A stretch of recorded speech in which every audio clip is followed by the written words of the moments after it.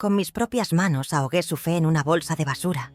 La envolví en restos de café y cáscaras de naranja, en la suciedad de un día de trabajo, y sentencié aquella estatuilla de yeso al olvido del vertedero.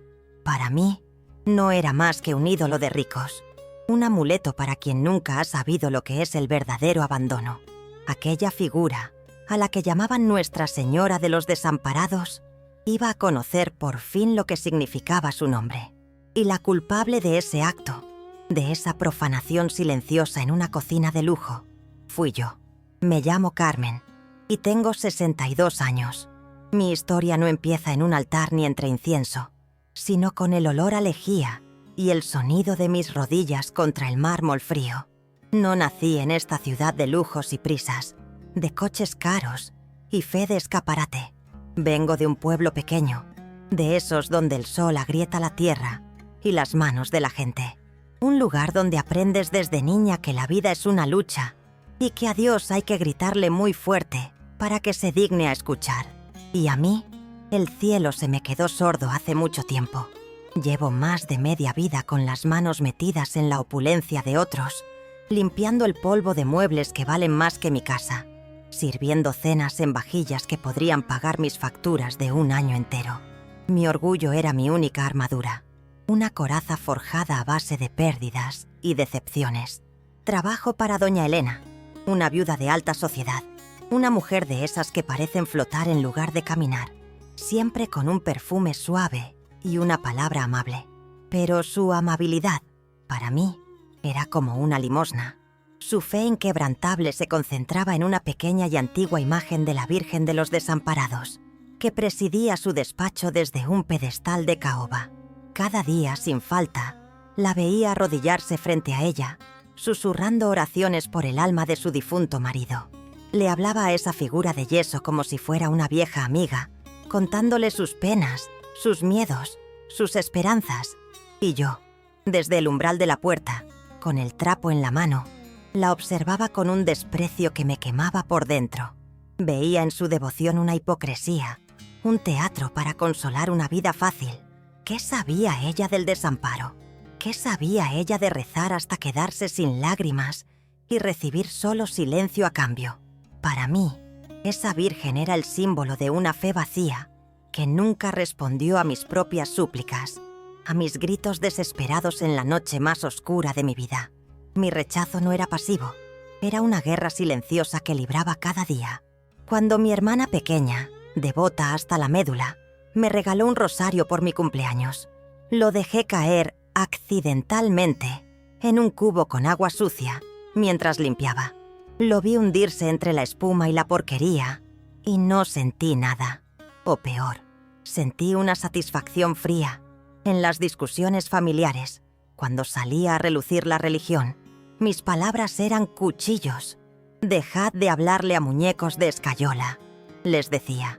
Si vuestro Dios es tan poderoso, ¿por qué permite que el mundo esté como está? ¿Por qué me quitó lo que más quería? Mi boca se llenaba de veneno y disfrutaba viendo el dolor en sus caras, porque su fe me parecía una ofensa personal, una traición a mi propio sufrimiento.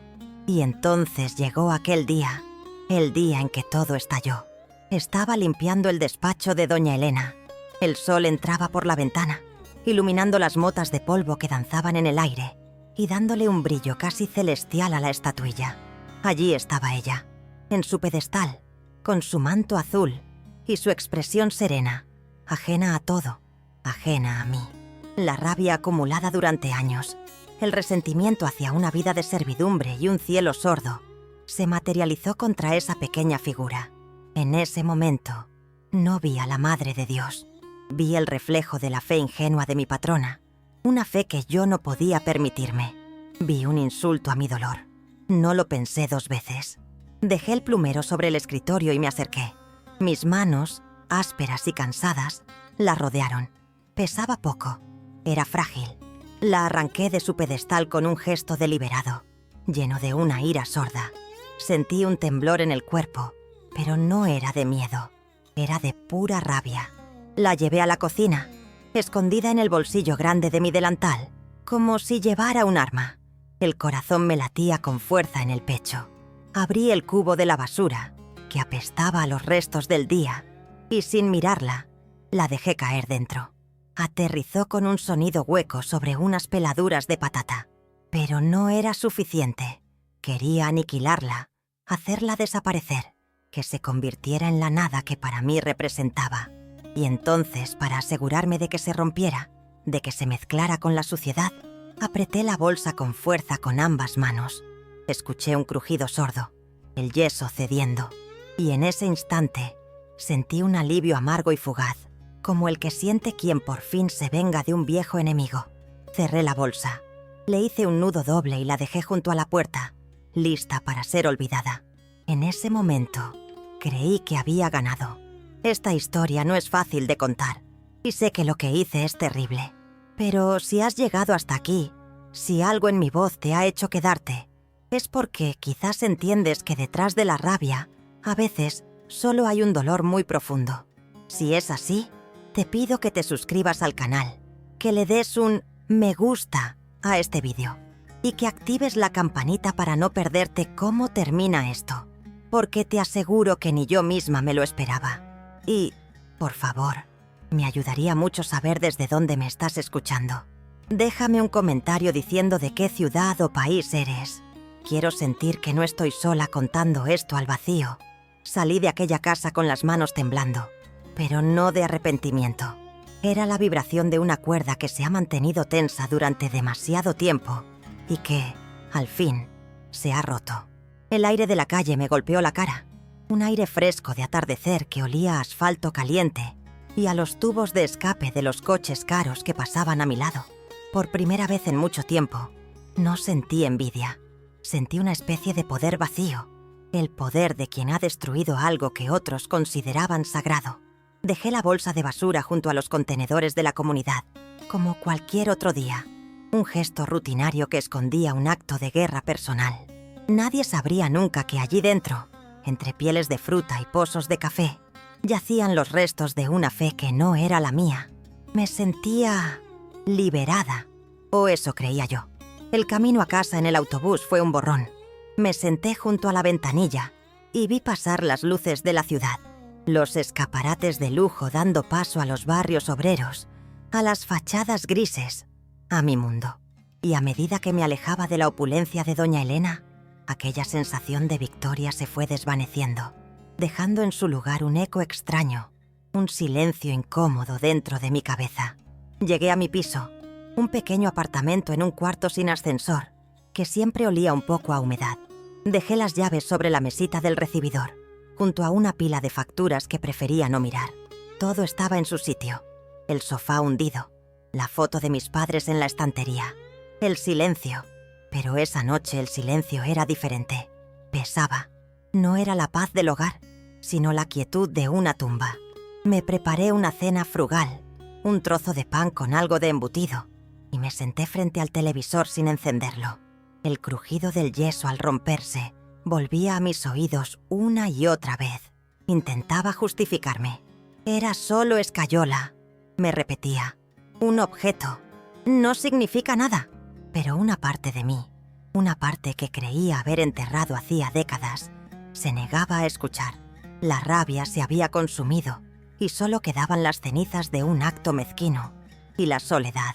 Una soledad tan densa que podía sentirla físicamente, como un manto pesado sobre mis hombros. Fue entonces cuando ocurrió. Me levanté para ir a la cocina a por un vaso de agua y un mareo repentino, violento, me hizo perder el equilibrio. Las paredes de mi pequeño pasillo se curvaron. El suelo se precipitó hacia mí. Intenté agarrarme al marco de la puerta, pero mis dedos resbalaron. Caí a plomo, con un golpe seco que me dejó sin aire. Mi mejilla se aplastó contra las baldosas frías y polvorientas. Por un instante todo fue negro. Cuando abrí los ojos, un dolor agudo, como una cuchillada, me atravesaba el pecho. Un dolor que se extendía por mi brazo izquierdo, dejándolo entumecido, inútil. El pánico, un animal helado y salvaje, se apoderó de mí. Intenté respirar, pero cada bocanada de aire era una agonía. Mi corazón latía desbocado, un tambor enloquecido que amenazaba con reventarme las costillas. Estaba sola, completamente sola. El teléfono estaba en el salón, a una distancia que me pareció 1 kilómetro. Intenté arrastrarme, pero el dolor me paralizaba. Mi cuerpo, la única herramienta que tenía para ganarme la vida, me había traicionado. Y en esa agonía, tirada en el suelo de mi propia casa, me di cuenta de la terrible ironía. Yo, que me había burlado de la Virgen de los Desamparados, estaba ahora más desamparada que nunca. ¿A quién podía llamar? ¿A quién podía rezarle? Mi orgullo, mi ateísmo militante, mi desprecio por la fe de los demás, todo se hizo añicos en ese instante. No eran más que un escudo de cartón contra el miedo real, el miedo a la muerte. Con los labios secos, intenté formular una plegaria, pero no me salían las palabras. ¿A quién iba a dirigirme? ¿Al Dios al que había insultado durante 40 años? ¿A la Virgen cuya imagen había destrozado así apenas unas horas? Un pensamiento horrible, infantil y supersticioso cruzó mi mente. Es un castigo. Y aunque mi parte racional lo rechazaba, el terror lo aceptaba como una verdad absoluta. El cielo no solo estaba en silencio, estaba vengándose. Cerré los ojos, esperando el final, sintiendo cómo el frío de las baldosas subía por mi cuerpo. La oscuridad no era solo la falta de luz, era un vacío absoluto, la ausencia total de esperanza. La soledad no era solo estar sin compañía, era saber que si moría allí, nadie me encontraría hasta dentro de varios días. Esa noche, en el suelo de mi cocina, toqué fondo. Aquellas horas se hicieron eternas, una lucha silenciosa entre el dolor y el pánico. Y lo que sucedió a la mañana siguiente, cuando el primer rayo de sol se coló por la ventana, fue algo que rompió todos mis esquemas, toda mi lógica, toda mi amargura. Si esta historia te está llegando al corazón, si sientes la angustia que yo sentí, por favor, no te olvides de darle a me gusta y de activar la campanita de notificaciones, porque te aseguro que necesitas escuchar cómo la vida, o quizás algo más, me respondió. El frío de las baldosas no era solo frío, era la muerte subiéndome por los huesos. Cada segundo que pasaba, el dolor en mi pecho se convertía en una certeza helada. Iba a morir aquí, sola, como un animal herido que se esconde para no ser visto. La oscuridad detrás de mis párpados era un abismo, y en ese abismo no había paz, solo el eco de mis propias blasfemias, el crujido del yeso rompiéndose en mis manos. Esperaba un juicio, un castigo final, una voz tronadora que me echara en cara mi soberbia. Esperaba el infierno que, según mi hermana, me había ganado a pulso. Y me resigné. Cerré los ojos con fuerza, esperando el final. Y entonces, en medio de esa nada, algo cambió. No fue un sonido, no fue una visión clara. Fue una sensación, un calor suave, como el de una mano que se posa en la frente de un niño con fiebre. Empezó a extenderse por mi pecho, justo donde el dolor era más agudo. No aliviaba el dolor físico, no, eso seguía ahí, pero lo envolvía, lo acunaba, como si lo separara de mi pánico. Abrí los ojos, esperando ver a alguien, pero solo vi el techo desconchado de mi pasillo. Sin embargo, la sensación de no estar sola era tan real, tan palpable, que casi podía olerla. Olía a limpio, a flores frescas, un perfume sutil que no tenía cabida en mi casa. Y con esa presencia llegó una luz. No era una luz que cegara, como la de un quirófano, ni la luz amarilla de la bombilla del pasillo. Era una luz interior, una claridad que parecía nacer dentro de mi propia mente, disipando la negrura del terror. Una luz de un color azul profundo y sereno, como el cielo al amanecer. Y en esa luz no hubo palabras, no hubo una voz del cielo. Solo hubo comprensión, una certeza absoluta, que no venía de mi cerebro sino de mis entrañas, de que no estaba siendo juzgada, sino acogida, de que mi dolor, mi rabia, mi vida entera de amargura, eran vistos no con ira, sino con una piedad infinita. Sentí que se me miraba con una ternura que yo jamás había conocido. Y en ese momento entendí lo que significaba la palabra desamparo. No era estar solo contra el mundo, era creerse solo, cuando en realidad nunca lo has estado. Y me rompí. Lloré como no había llorado en 40 años. Un llanto silencioso, convulso, que me sacudía el cuerpo entero. Las lágrimas se mezclaban con el polvo del suelo. Pero no lloraba de dolor físico, ni de miedo. Lloraba de vergüenza. Una vergüenza tan profunda que me quemaba el alma. La imagen de la estatuilla en la basura. El sonido del yeso partiéndose. Todo volvió a mí, pero esta vez no con la satisfacción de la venganza, sino con el horror de mi propia crueldad. Había despreciado, insultado y destruido el símbolo de aquella que ahora, en mi momento más bajo, en mi suciedad y mi agonía, me estaba amparando. Había odiado a quien me ofrecía piedad. El orgullo que había sido mi armadura se deshizo como el polvo, revelando la herida purulenta que había debajo, la de una mujer pequeña, asustada y terriblemente sola. No sé cuánto tiempo estuve así, llorando en el suelo, con esa extraña paz mezclada con el arrepentimiento más amargo. La presencia se fue desvaneciendo poco a poco, como la niebla al salir el sol, pero el calor en mi pecho permaneció, y con él, una extraña fuerza. El dolor seguía ahí, pero el pánico había desaparecido. Tenía que pedir ayuda. Con un esfuerzo sobrehumano, empecé a arrastrarme hacia el salón, hacia el teléfono. Cada centímetro era una tortura, pero ya no estaba sola en la lucha. Fue entonces cuando escuché un golpe débil en la puerta, y luego otro, más insistente. «¡Carmen! ¿Estás bien?» He oído un golpe muy fuerte hace un rato. Era Mary Cruz, la vecina del tercero, una mujer viuda, mayor que yo, a la que siempre había considerado una cotilla y a la que saludaba con monosílabos. Nunca habíamos cruzado más de 2 frases seguidas. Mi primer instinto fue quedarme callada, no mostrar mi debilidad, pero la voz que salió de mi garganta fue un susurro roto. «Ayuda, por favor». Oí cómo forcejeaba con la cerradura y al cabo de un minuto que me pareció una vida, la puerta se abrió. Su cara de espanto al verme tirada en el suelo fue lo último que vi con claridad antes de que todo se volviera borroso. Llamó a una ambulancia. Me salvó la vida. Una mujer a la que yo despreciaba, enviada por una misericordia que yo había profanado. Esa luz, ese perdón que no pedí y que no merecía, fue el verdadero milagro.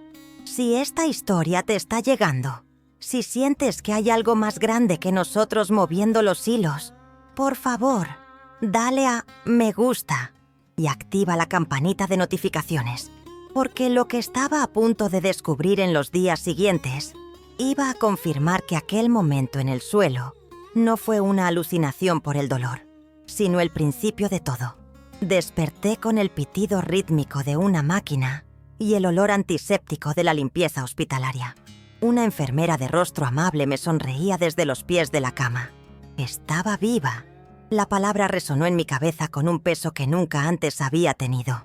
Viva. Pero mi mente no estaba en la gratitud, sino en la confusión. Inmediatamente mi viejo yo, el cínico, el racional, tomó el control. Fue una alucinación. Sencillo. El cerebro, privado de oxígeno por un infarto masivo, crea visiones, juega trucos para protegerse del trauma. La luz azul, la sensación de calor, esa ridícula paz, productos químicos, una sinfonía de neurotransmisores despidiéndose. El perfume a flores era, seguramente, el ambientador barato del pasillo que se coló bajo la puerta.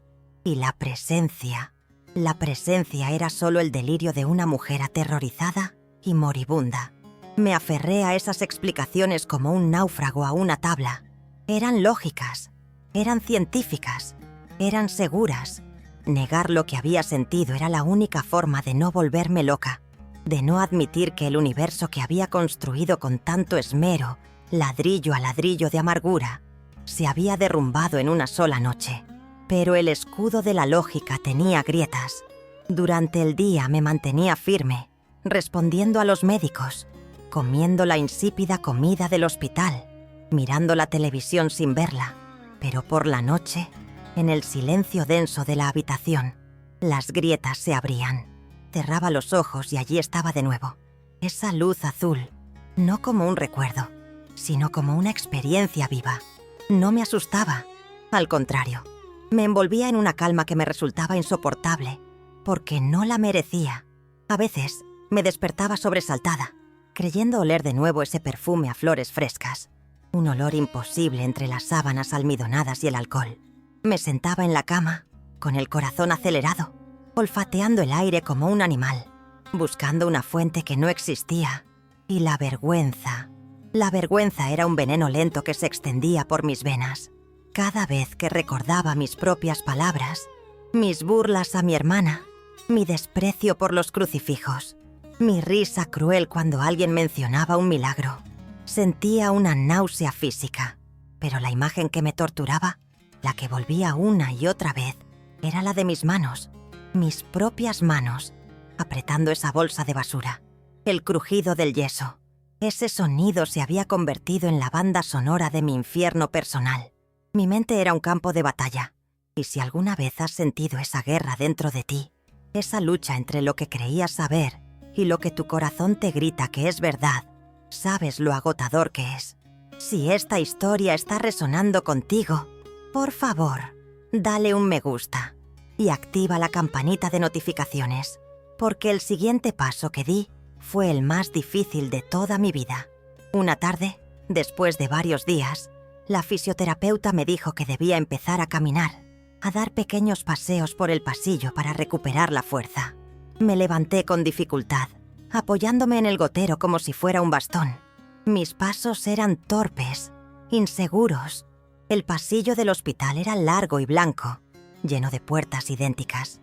Pero al final, había una puerta de madera oscura, con un pequeño cartel, capilla. Mi primer impulso fue dar media vuelta. ¿Yo? ¿Ahí dentro? Sería la mayor de las hipocresías. Mi orgullo, aunque malherido, seguía vivo, y me gritaba que era ridículo, que yo no pertenecía a ese lugar. Me quedé parada en medio del pasillo, temblando, debatiéndome entre el impulso de huir y una extraña, incomprensible necesidad de entrar. Era como si un imán me atrajera hacia esa puerta. No sé de dónde saqué las fuerzas. Quizás ya no me quedaban fuerzas para luchar contra ello. Empujé la puerta, que se abrió sin hacer ruido, y entré. La capilla era pequeña, casi un armario grande, con apenas 4 bancos de madera y un altar sencillo. Estaba vacía. La única luz venía de un pequeño vitral que teñía el aire de colores suaves. Y allí, presidiendo la sala, había un pequeño sagrario dorado, y a un lado, una imagen de la Virgen. No era la de los desamparados, era otra, una dolorosa, con el rostro inclinado y una expresión de infinita tristeza. Me quedé clavada en el umbral, incapaz de avanzar o retroceder. Miré esa cara tallada en madera, y por primera vez no vi un ídolo, no vi un trozo de superstición para consolar a los débiles. Vi el reflejo de un dolor que, de alguna manera, comprendía. Lentamente, como si caminara sobre cristales rotos, me acerqué al primer banco y me dejé caer en él. No me arrodillé. No sabía cómo. Simplemente me senté, con las manos sobre las rodillas, mirando fijamente esa imagen. Y el dique se rompió. Todo el orgullo, toda la rabia, toda la justificación que había construido durante 40 años, se disolvió en un torrente de lágrimas silenciosas. No pedí nada. No recé con palabras. No sabía qué decir. Mi única oración fue mi llanto. Un llanto de vergüenza absoluta. Lloré por mi amargura, por mi ceguera, por mi crueldad. Lloré por la estatuilla rota en la basura. Lloré por la mujer que había sido y que ya no podía soportar ser.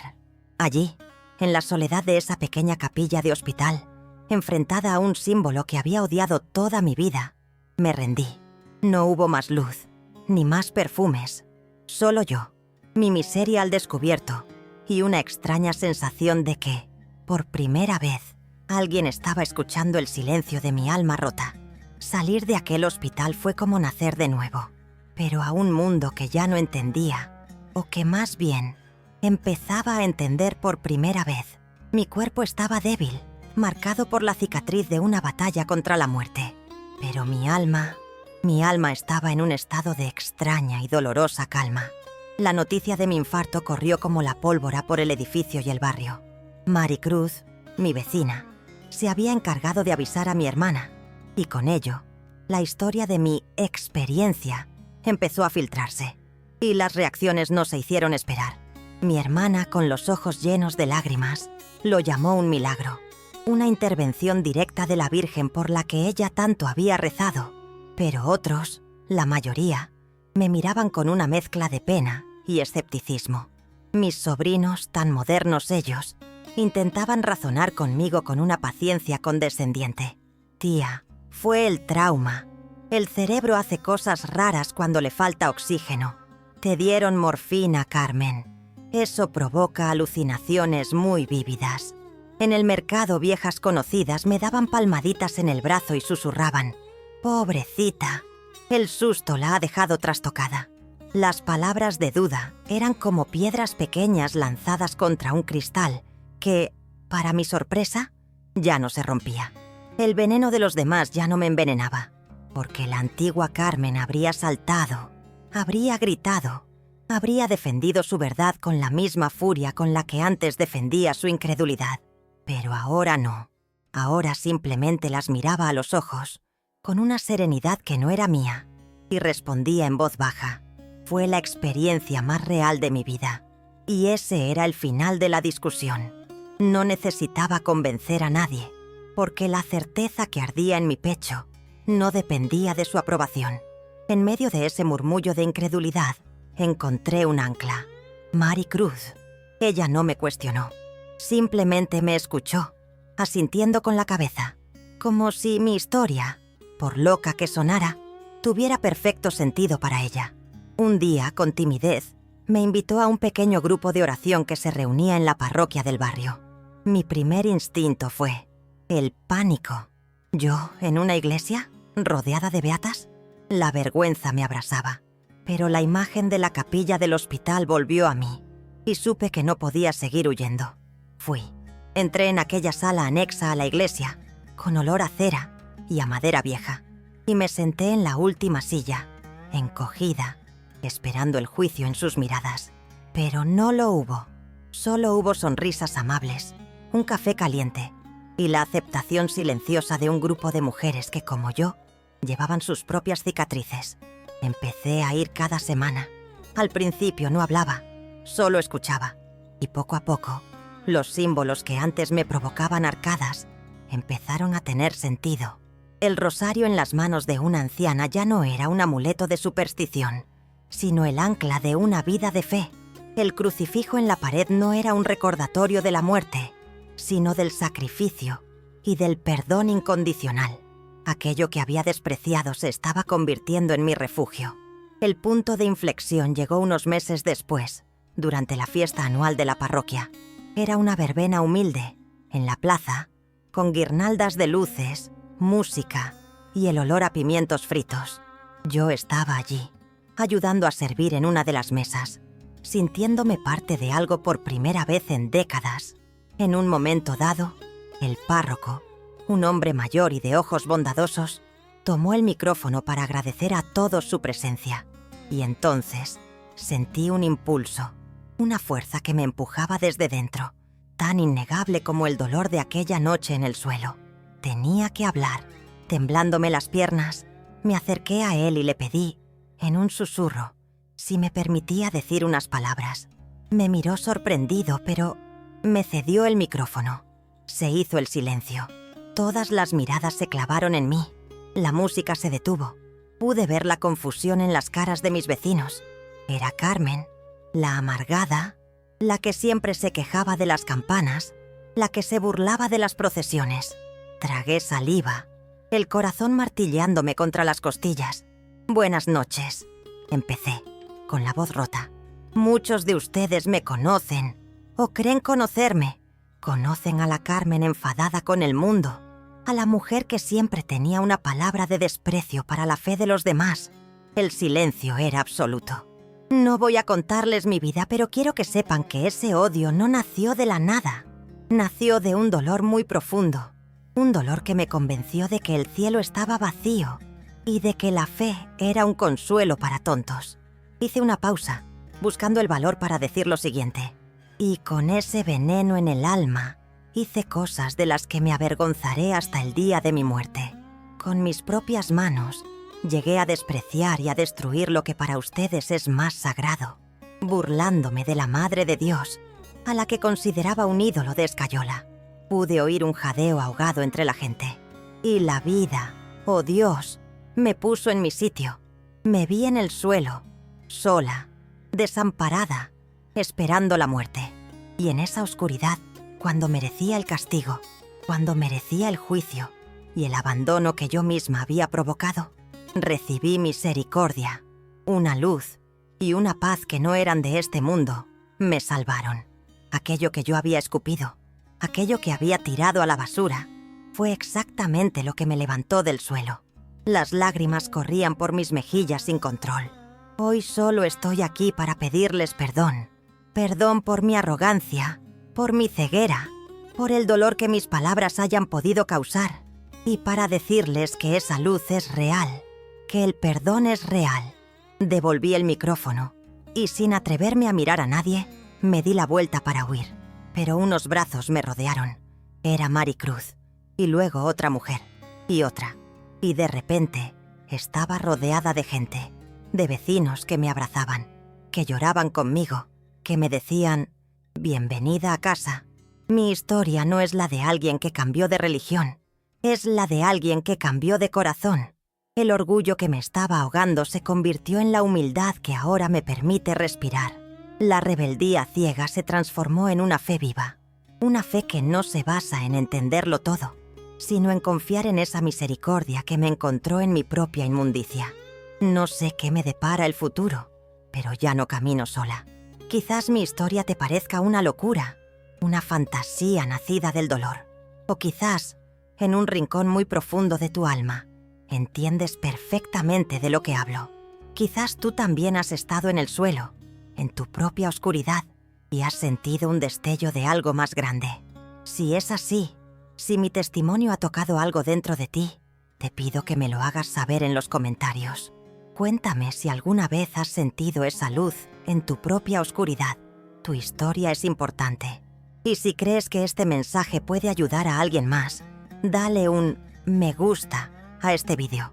Suscríbete y activa la campanita de notificaciones. No por mí, sino para que esta comunidad de esperanza siga creciendo y para que nadie más se sienta tan desamparado como yo me sentí. Gracias por escucharme.